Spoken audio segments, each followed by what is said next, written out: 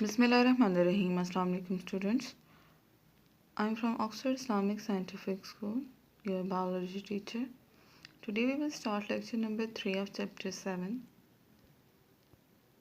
आज के लेक्चर में जी हम पढ़ेंगे differences between aerobic and anaerobic respiration के बारे में।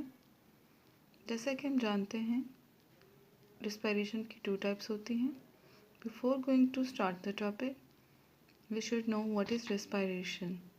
According to definition, respiration is defined as a metabolic process wherein the living cells of an organism obtains energy in the form of ATP by taking in oxygen and liberating carbon dioxide from the oxidation of complex organic substances.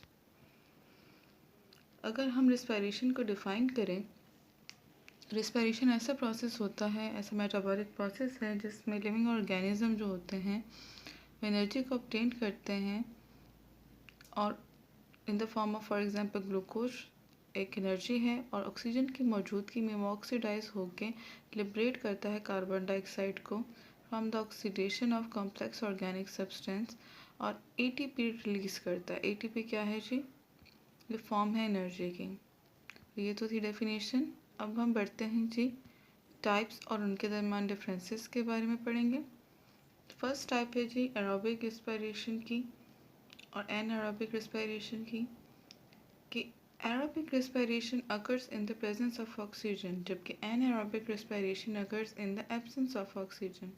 Aerobic respiration के लिए oxygen की ज़रूरत होती है जबकि anaerobic respiration में oxygen required नहीं होता। नेक्स्ट डिफरेंस है जी aerobic respiration found in all higher plants and animals जबकि एनएरोबिक respiration यूजली जो होता है प्रेजेंट होता है माइक्रो ऑर्गेनिज्म में लाइक बैक्टीरिया फंजाई वगैरह के अंदर। ठीक है जी।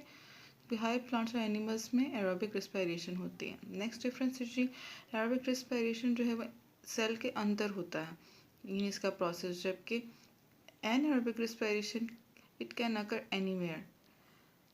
एरोबिक रिस्पायरेशन जो होता है यूजली प्रेजेंट होता है साइटोप्लाज्म और माइटोकॉन्ड्रिया में ये प्रोसेस हो रहा होता है।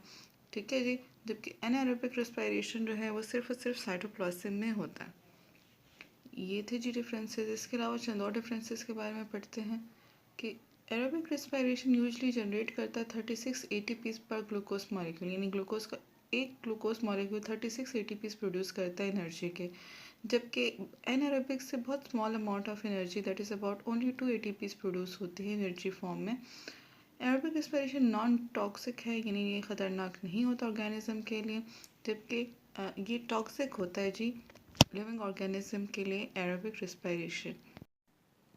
इसके अलावा जी जो एरोबिक रिस्पायरेशन है, एरोबिक रिस्पायरेशन ये इसका जो एंड प्रोडक्ट होता है ना, जो एंड में हासिल होता है रिएक्शन के बाद, वो कार्बन डाइऑक्साइड एंड वाटर है।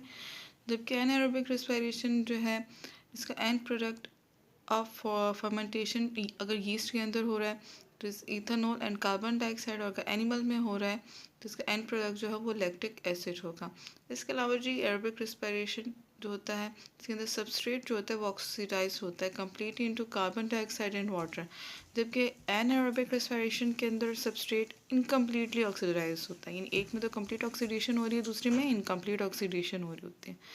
ठीक है, तो ये तो थे चंद डिफरेंसेस इन दोनों के दरम्यान में। I hope you understand the topic. आपका होम टास्क है जी लर्न इट। थैंक्स।